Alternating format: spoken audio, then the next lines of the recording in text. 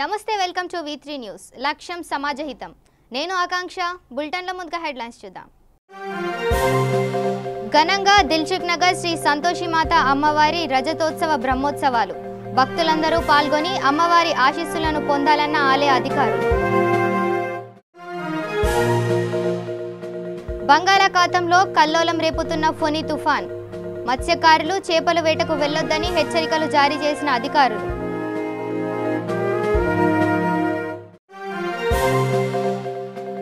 Inter అవకతవకలను నిరసిస్తూ 5వ రోజుకు చేరిన లక్ష్మణ్ నిరాహార దీక్ష లక్ష్మణ్ను పరామర్శించిన పలువురు బీజేపీ నాయకులు అనంతపురం జిల్లా కదిరి మండలం తనకలులో ఘోర రోడ్డు ప్రమాదం ఇద్దరికి గాయాలు కేసు నమోదు చేసుకొని దర్యాప్తు చేస్తున్న పోలీసులు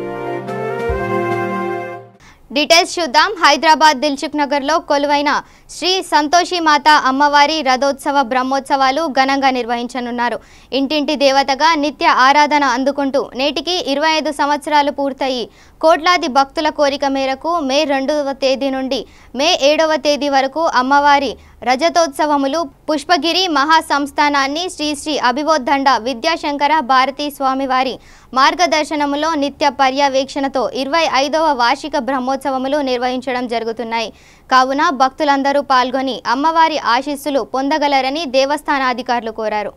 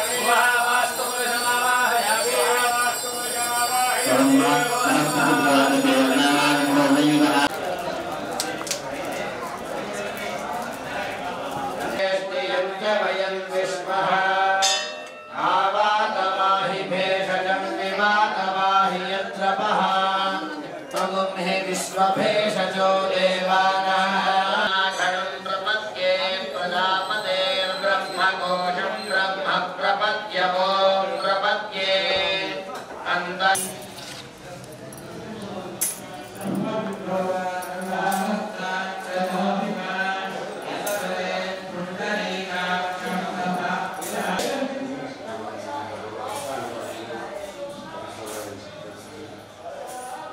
స్థానిక భవానీనగర్ దిల్సుఖ్ నగర్ బస్ డిపో ప్రక్కన శ్రీ సీతారామాంజనేయ స్వామి దేవాలయం సంతోషి మాత దేవాలయములు దీంట్లో భాగంగా శ్రీ సీతారామాంజనేయ స్వామి దేవస్థానం 1990 శ్రీ విద్యా ప్రకాశానందగిరి స్వామీజీ కాళహస్తి స్వామివారి చేత కరకముల చేత ప్రతిష్ఠింపబడి 30 సంవత్సరాలు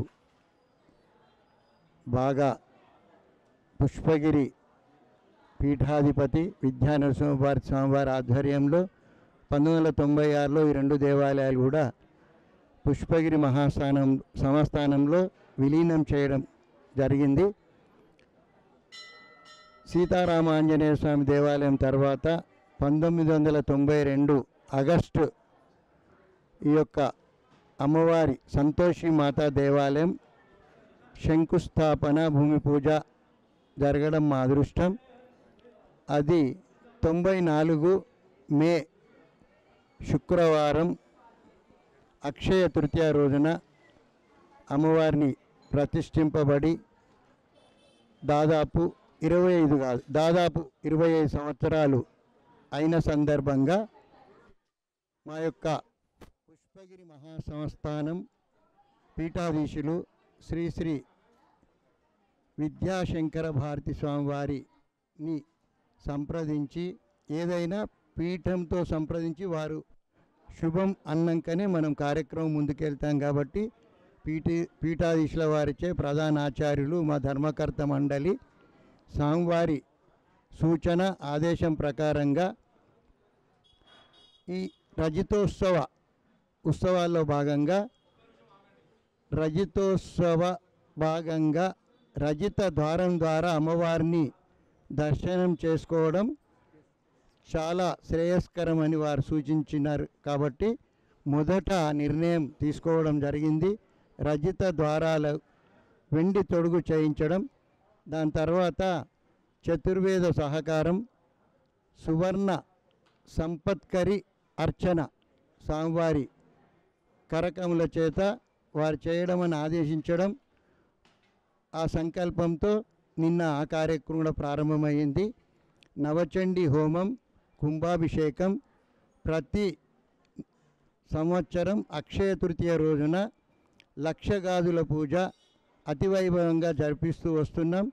ఈ సంవత్సరం కూడా విశేషంగా ఇంకా అతివైభవంగా జరిపేయాలని చతుర్వేద సహకారం మాడుగుల మాణిక్య సోమయాజులు గారు వారి ఆధ్వర్యంలో బ్రహ్మశ్రీ సూర్యనారాయణ ఘనాపాటి వారి వేద పండితుల ఆధ్వర్యంలో పుష్పగిరి మహాసంస్థాన విద్యాశంకర భారతి స్వామివారి పర్యవేక్షణలో ఈ కార్యక్రమం ప్రారంభం. నిన్నటి రోజున గణపతి పూజ, పుణ్యాహవచనము ప్రారంభమైంది.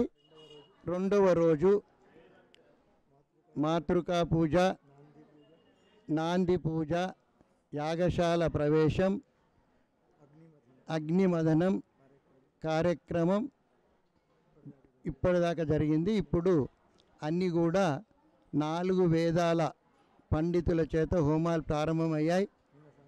నిన్న సాయంత్రం పుష్పగిరి స్వామివారి కరకముల చేత సువర్ణ సంపత్కరి పూజ అర్చన కార్యక్రమం కూడా ప్రారంభమైంది. ఆ కార్యక్రమం ప్రతిరోజు కూడా ఉంటుంది. 7వ తారీఖు విశేషంగా ఈ యొక్క వెండి ద్వారాల ఆవిష్కరణ, కుంభాభిషేకము, లక్షగాదుల పూజ, పూర్ణాహుతి కార్యక్రమం ఉంటుంది. పూర్ణాహుతి తర్వాత సాయంత్రం మహా ఆశీర్వచనం, మృత్యువులకు సన్మానం. అది కూడా మా స్వామివారు అనుమతిస్తే వారి కరకముల. సూపర్ సైక్లోన్ గా మారిన ఫొని తుఫాన్ ఒడిశా దిశగా పయనిస్తోంది. ఈ మధ్యాహ్నానికి తుఫాను తీరం దాటుతుందని భారత వాతావరణ విభాగం ప్రకటించింది. శ్రీకాకుళం తీరం మీదుగా పయనించి ఒడిశాలోని గోపాల్పూర్, చాన్బీ మధ్య తీరం దాటనుందని అధికారులు తెలిపారు. తీరం దాటే సమయంలో శ్రీకాకుళం జిల్లాకు పెను ముప్పు పొంచి ఉంటుందని పేర్కొన్నారు. ఆ సమయంలో గంటకు 170 కిలోమీటర్ల నుంచి 200 కిలోమీటర్ల వేగంతో గాలులు వీచే అవకాశం ఉందని తెలిపారు. తుఫాను ఉత్తర ఈశాన్య దిశగా పయనించి క్రమంగా బలపడుతుందన్నారు. పశ్చిమ బెంగాల్ చేరుకునేసరికే తుఫాను బలహీనపడి అటు నుంచి రేపు బంగ్లాదేశ్ వైపు వెళుతుందని అధికారులు వివరించారు. తుఫాను ప్రభావంతో రాత్రి నుంచి శ్రీకాకుళం జిల్లాలో ఎడతెరిపి లేకుండా వర్షాలు కురుస్తోంది. విజయనగరంలోనూ ఫొని ప్రభావం కనిపిస్తోంది. తీరంలో గంటకు 150 కిలోమీటర్ల వేగంతో గాలులు వీస్తున్నాయి. పలు ప్రాంతాల్లో భారీ వర్షాలు పడుతున్నాయి.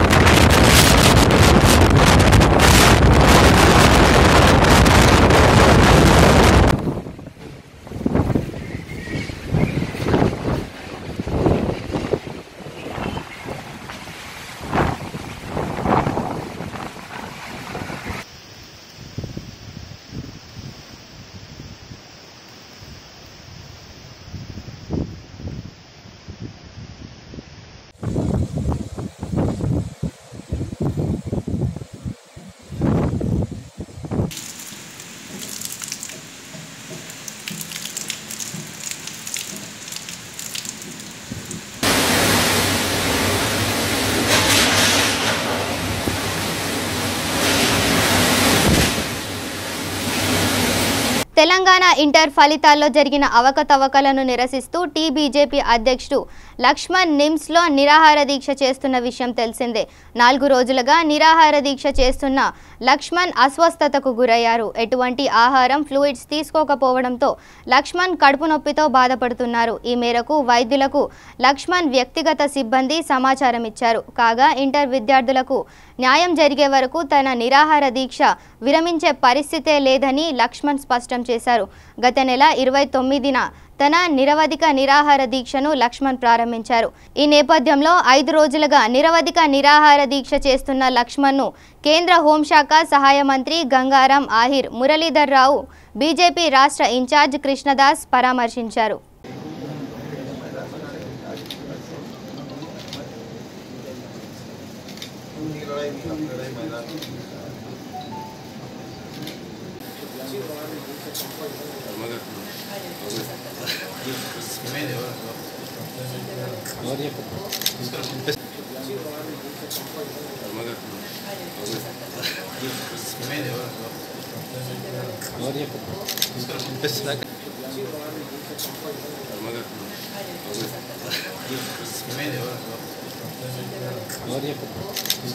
అనంతపురం జిల్లా తనకల్లు మండలం కొక్కంటి క్రాస్ సమీపంలో ఘోర రోడ్డు ప్రమాదం చోటు చేసుకుంది.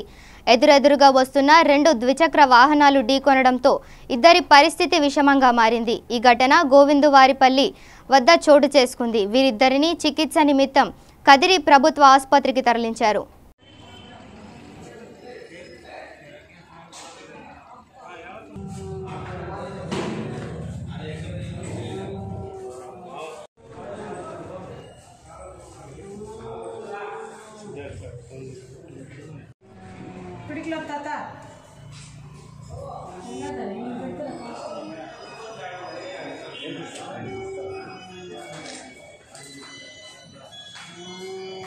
నల్గొండ జిల్లా నార్కట్పల్లి మండలం ఎంపీటీసీ అభ్యర్థిగా అమ్మనబోలు గ్రామానికి చెందిన యాదగిరి నామినేషన్ దాఖలు చేశారు. ఈ కార్యక్రమానికి టీఆర్ఎస్ ఎల్బీనగర్ నియోజకవర్గం మాజీ ఇన్ఛార్జ్ కాజం సత్యనారాయణ హాజరు కాగా వేలాది మందితో టీఆర్ఎస్ కార్యకర్తలతో భారీ ర్యాలీ నిర్వహించారు.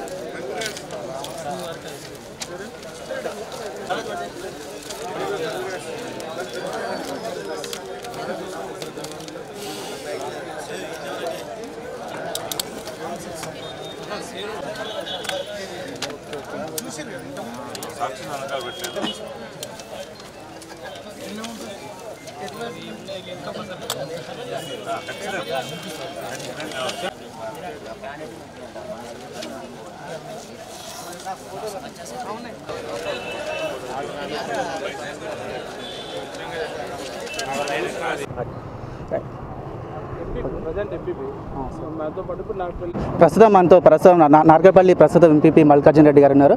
అసలు ఇప్పుడు జరగబోతున్న స్థానిక ఎన్నికలు ఏ విధంగా జరగబోతున్నాయి, ఏంటి అసలు నార్కట్పల్లి పరిస్థితి, తెలంగాణ పరిస్థితి, టీఆర్ఎస్ పార్టీ పరిస్థితి ఏ విధంగా ఉండబోతుందో ఒకసారి తెలుసుకునే ప్రయత్నం మనం చేద్దాం.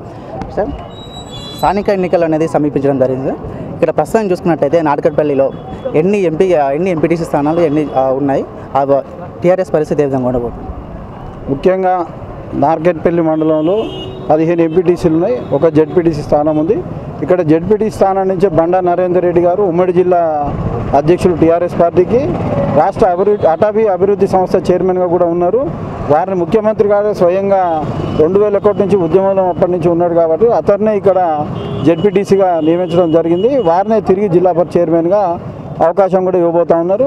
కాబట్టి ఇక్కడ నార్కెట్పల్లిలో జెడ్పీటీసీ అభ్యర్థి బండా నరేందర్ రెడ్డి గారు కేసీఆర్ గారు చేసినటువంటి సంక్షేమ పథకాలే అనుకోండి, ఈ ప్రాంత అభివృద్ధిని తెలంగాణ వచ్చిన తర్వాత ఈ ప్రాంతం అభివృద్ధి చెందింది. కాబట్టి ముఖ్యంగా మా నార్కెట్పల్లి ముద్దుబిడ్డ అయినటువంటి నరేందర్ రెడ్డి గారు దాదాపు 15,000 మెజార్టీతో ఇక్కడ ప్రాంత ప్రజలు గెలిపించబోతా ఉన్నారు. అదేవిధంగా 15 ఎంపీటీసీ స్థానాల్లో కూడా 15 ఎంపీటీసీ స్థానాలు కూడా టీఆర్ఎస్ కైవసం చేసుకోబోతా ఉన్నది. అదేవిధంగా చూసుకున్నట్టయితే కోమటిరెడ్డి వెంకరెడ్డి గారు చెప్పడం జరుగుతుంది. కాంగ్రెస్ నుంచి వెళ్ళి కనుక చూస్తే స్థానిక ఎన్నికలు అనేది చాలా విలువైనది. ఇక నార్కెట్పల్లి వ్యవస్థను చూస్తుంటే ఖచ్చితంగా ఇక్కడ ఉన్న స్థానాలు ఏవైతే ఉన్నాయి ఎంపీటీసీ అవి ఖచ్చితంగా కాంగ్రెస్ కట్టుకోబోతుందని చెప్పేసి ఆయన వెల్లడించడం జరిగింది. అదే సమీపంలో ఇప్పుడు నామినేషన్ జెడ్పీటీసీ పర్సన్ నామినేషన్ ప్రక్రియలో కూడా ఇప్పుడు బహిర్గతంగా తను కూడా మాట్లాడడం జరిగింది. దీనిపై మీ స్పందన? ముఖ్యంగా కోమటిరెడ్డి వాళ్ళ కథ ముగిసింది వాళ్ళది.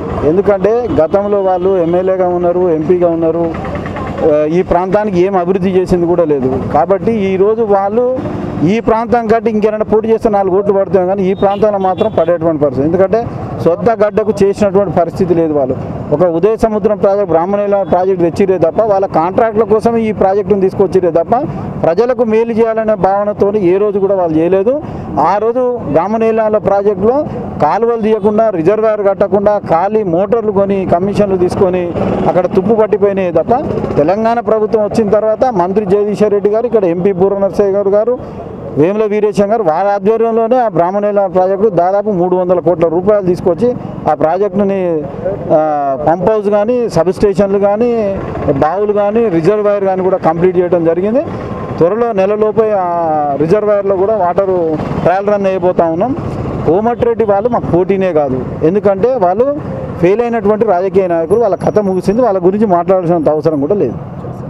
స్థానికంగా మీరు ఎంపీపీగా ఉన్నారు. సో ఎంపీపీలో పోటీ చేస్తున్న అభ్యర్థులు, ఎంపీటీసీ అభ్యర్థులు ఎవరైతే ఉందో వాళ్ళ యొక్క విజయం కానీ వాళ్ళ మెజార్టీ కానీ ఖచ్చితంగా మీకు వాళ్ళ దాంట్లో పాల్పంచుకోవాల్సిన అవసరం మీకు ఎంతైనా ఉంది.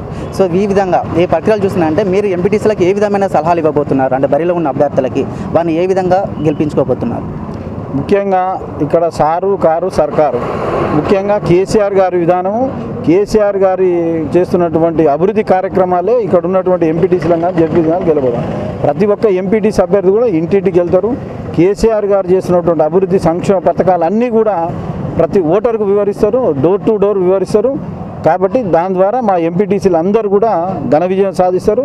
అదేవిధంగా ఈ మండలంలో దాదాపు నేను ఎంపీ అయిన తర్వాత 50 కోట్లతోని రోడ్లు అభివృద్ధి చేసాం. ఇక్కడ నార్కెట్పల్లి నుంచి అమ్మనబోలు కానీ, నార్కెట్పల్లి నుంచి మునుగోడు రోడ్డు కానీ డబుల్ రోడ్డు చేయడం, ఈ రకంగా అనేకమైనటువంటి గ్రామాలలో డబుల్ రోడ్డు చేయడం, అనేకమైనటువంటి సంక్షేమ పథకాలు ఇక్కడ రావడం జరిగింది. పెన్షన్స్ కానీ, లేదా సన్నబియ్యాలు కానీ, రేషన్ కార్డ్స్ కానీ, రకరకాల సంక్షేమ పథకాలు రోడ్లలో కానీ, ప్రాజెక్టులలో కానీ. ఇక్కడ ధర్మారెడ్డి కాలువ ప్రధానమైనటువంటిది.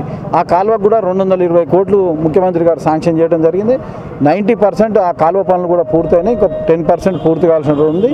వచ్చే వర్షాకాలం వల్ల ఖచ్చితంగా ఈ ప్రాంత చెరువులన్నీ కూడా నిండేటువంటి ప్రయత్నం చేస్తాం. ఇవన్నీ మా ఎంపీటీసీ అభ్యర్థి కానీ, జెడ్పీటీసీ అభ్యర్థి కానీ కేసీఆర్ గారు చేస్తున్న విధానాల మీద, ముఖ్యంగా ఈ ప్రాంతానికి ఒక గురుకుల పాఠశాల రావడం జరిగింది.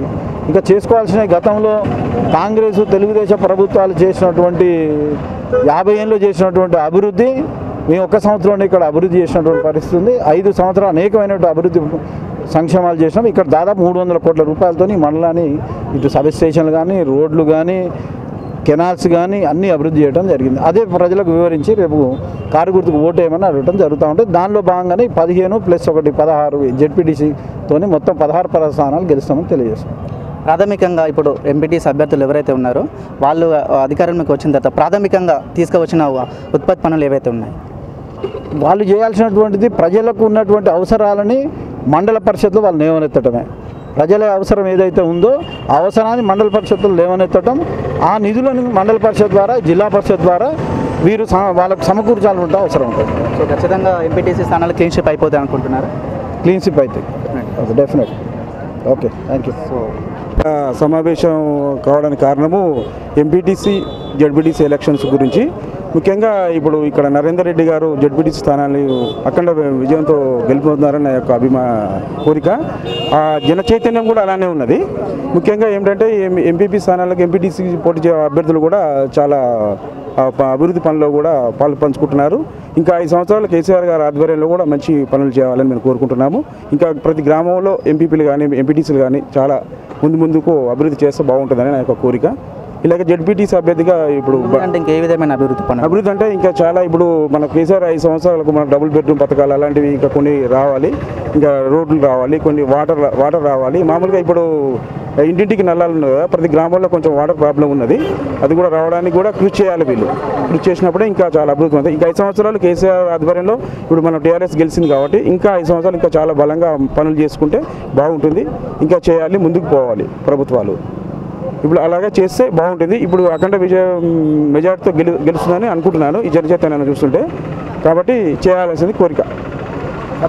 అమ్మనబోలు మాజీ సర్పంచ్ ఎంపీటీసీని మొన్న స్థానిక సంస్థల ఎలక్షన్లో సర్పంచ్ గారిని మా గ్రామంలో 711 ఓట్ల మెజార్టీతో గెలిచినాం. ఇప్పుడు కూడా ఆ మెజార్టీ కంటే ఒక 1500 మెజార్టీ తోటి జడ్పీటీసీని కూడా గెలిపించుకునే చేస్తాం. మేము మా విలేజ్లో టీఆర్ఎస్ చాలా బాగా ఉంది. మేము మా అభ్యర్థిని మాత్రం అధిక మెజార్టీతో గెలిపించుకుంటాం. జడ్పీటీసీ అభ్యర్థికి ఎంపీటీసీ అభ్యర్థికి సమానంగా ఓట్లు వచ్చే విధంగా మేము ప్రయత్నం చేసి టీఆర్ఎస్ పార్టీని గెలిపించుకుంటాం. విధంగా షాపల్లి మాజీ సర్పంచ్గా ఉన్నారు. వాళ్ళు కూడా అడిగి తెలుసుకునే ప్రయత్నం జరుగుతుంది. ఏ విధంగా ఉండబోతుంది అనుకుంటున్నారు ఇప్పుడు ఎంపీటీసీ ఎన్నిక? నాగడపల్లి మండలంలో 15 ఎంపీటీసీ స్థానాలు, ఒక జడ్పీటీసీ స్థానం టీఆర్ఎస్ కైవసం చేసుకోబోతుంది. కేసీఆర్ తెలంగాణ ఏర్పడిన తర్వాత మా మండలం నేషనల్ హైవే మీద ఉన్న వెనుకబడి ఉండేది. గవర్నమెంట్ కేసీఆర్ గారు ముఖ్యమంత్రి అయినాక, ఇక్కడ ప్రధానంగా వీరేశం ఎమ్మెల్యే గారు అయినాక కోట్లాది నిధులు తెచ్చి ఈ మండలాన్ని ఈ ప్రాంతాన్ని చాలా అభివృద్ధి చేసిండు. కాబట్టి ప్రజలు కూడా కేసీఆర్ వైపు చూస్తారు. కాబట్టి 15 ఎంపీటీసీలు జడ్పీటీసీ కూడా కైవసం చేసుకోవాలి. ప్రాథమికంగా చూసుకున్నట్టు అమ్మనపూర్లో చూసుకుంటే అభ్యర్థి ఏ విధంగా ఎంత మేరతో గెలవబోతున్నారు అనుకుంటున్నారు? అమ్మలబోలు విషయానికి వస్తే సర్పంచ్ మొన్న 600 చిల్లర మెజార్టీతో గెలిచిండు, 700 చిల్లరతో గెలిచిండు. ఈసారి కూడా ఇంకా భారీ మెజార్టీతో గెలవగలుగుతాడు. అది కూడా టీఆర్ఎస్ కైవసం చేసుకున్నారు. టీఆర్ఎస్ టాలీవుడ్ ప్రముఖ నటుడు చిరంజీవి ఫామ్ హౌస్లో అగ్ని ప్రమాదం సంభవించింది. హైదరాబాద్ మణికొండలో ఆయన ఫామ్ హౌస్లో అకస్మాత్తుగా మంటలు ఎగిసిపడ్డాయి. ప్రస్తుతం శరవేగంగా షూటింగ్ జరుపుకుంటున్న చిరంజీవి చిత్రం సైరా కోసం వేసిన సెట్టింగ్ మంటల్లో తగలబడిపోయింది. అగ్ని ప్రమాదానికి గల కారణాలు తెలియాల్సి ఉంది. ప్రమాదంతో ఒక్కసారిగా అప్రమత్తమైన సిబ్బంది వెంటనే మంటలు అదుపు చేశారు. దీంతో కోట్లాది రూపాయల నష్టం వాటిల్లినట్లు సమాచారం.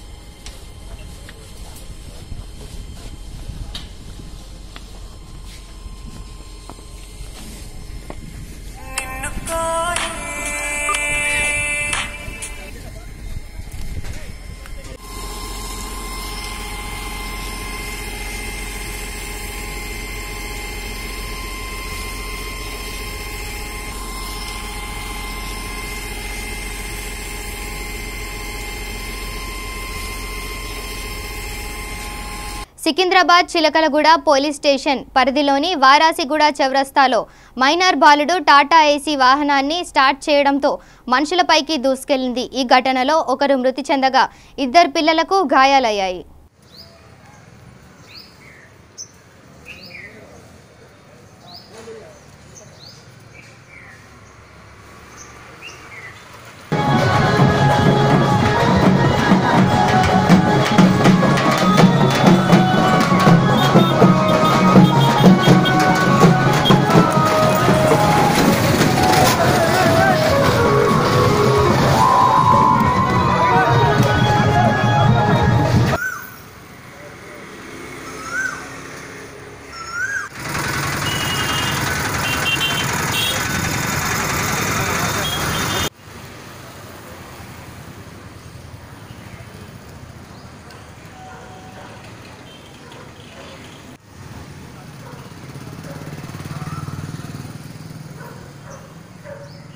కృష్ణా జిల్లా చందర్లపాడు మండలం ఏలూరు గ్రామంలో కుటుంబ కలహాల నేపథ్యంలో ఇరు వర్గాల మధ్య ఘర్షణ చోటు చేసుకుంది. ఈ ఘర్షణలో ఇరు వర్గాలు ఒకరిపై ఒకరు కర్రలతో దాడి చేసుకోవడంతో 6గురికి తీవ్ర గాయాలయ్యాయి. వీరిని చికిత్సా నిమిత్తం నందిగామ ప్రభుత్వ ఆసుపత్రికి తరలించారు.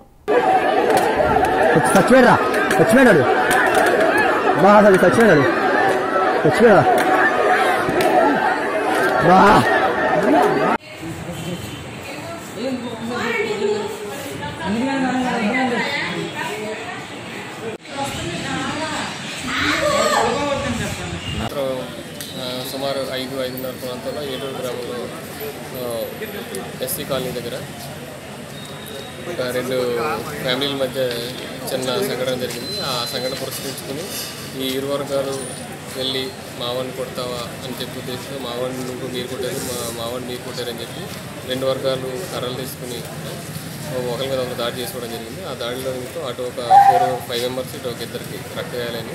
దీనికి కారణం ఏంటంటే ఉదయం జరిగినటువంటి చిన్న ఆడవాళ్ళని ఒక అతను తాగేసి దూషించాడు. ఆ దూషించిన దాని నిమిత్తం మీరు మా ఇంటికి వెళ్ళి చెప్తారా అని చెప్పి ఈవినింగ్ అవతల వ్యక్తిని కొట్టడం జరిగింది. ఆడు ఈయన్ని కొట్టడం వల్ల ఇద్దరు వాళ్ళ ఫ్యామిలీకి వెళ్ళి నన్ను కొట్టారని చెప్పి ఇద్దరు కంప్లైంట్ చేసుకోవడం వల్ల బోత్ ఫ్యామిలీస్ కూడా వచ్చి కొట్టుకోవడం జరిగింది. కొట్టుకోవడం దాని నిమిత్తం వాళ్ళకి ఈ రక్తగాయాలైంది జరిగింది. ఖమ్మం జిల్లాలో ఇంటర్ పరీక్షల ఫలితాల అవకతవకలకు నిరసిస్తూ పీడీఎస్యు, ఏఐఎఫ్, పీవైఎల్, డివైఎఫ్ఐ సంఘాల ఆధ్వర్యంలో డిఐఈఓ కార్యాలయం ముందు ధర్నా నిర్వహించారు. ఈ ధర్నాలో సంఘాల నాయకులు మాట్లాడుతూ ఇంటర్ పరీక్ష ఫలితాల అవకతవకలకు బాధ్యత వహిస్తూ విద్యాశాఖ మంత్రి రాజీనామా చేయాలని, బోర్డు కార్యదర్శి అశోక్ కుమార్ను సస్పెండ్ చేయాలని, గ్లోబరీనా సంస్థ, ప్రభుత్వం కలిసి హత్య చేసిన ఇంటర్ విద్యార్థుల కుటుంబాలకు 50 లక్షల ఎక్స్గ్రేషియా ఇవ్వాలని, గ్లోబరీనా సంస్థ రద్దు చేయాలని, బాధిత విద్యార్థులకి న్యాయం చేయాలని ధర్నా నిర్వహించారు. ధర్నా నిర్వహిస్తున్న నాయకులను పోలీసులు అరెస్టు చేశారు.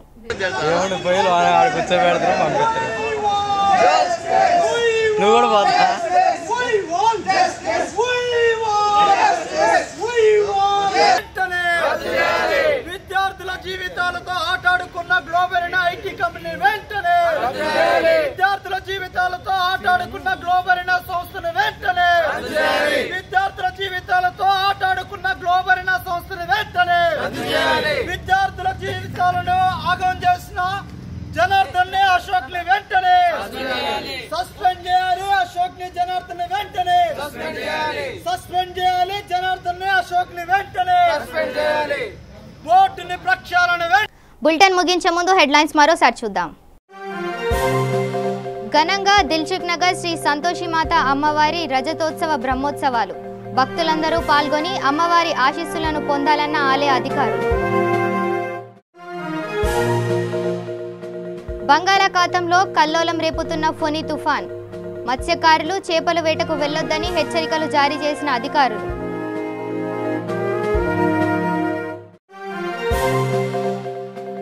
ఇంటర్ అవకతవకలను నిరసిస్తూ 5వ రోజుకు చేరిన లక్ష్మణ్ నిరాహార దీక్ష. లక్ష్మణ్ను పరామర్శించిన పలువురు బీజేపీ నాయకులు. అనంతపురం జిల్లా కదిరి మండలం తనకలులో ఘోర రోడ్డు ప్రమాదం. 2కి గాయాలు. కేసు నమోదు చేసుకుని దర్యాప్తు చేస్తున్న పోలీసులు. ఇవి bulletin updates. Keep watching V3 news. లక్ష్యం సమాజహితం.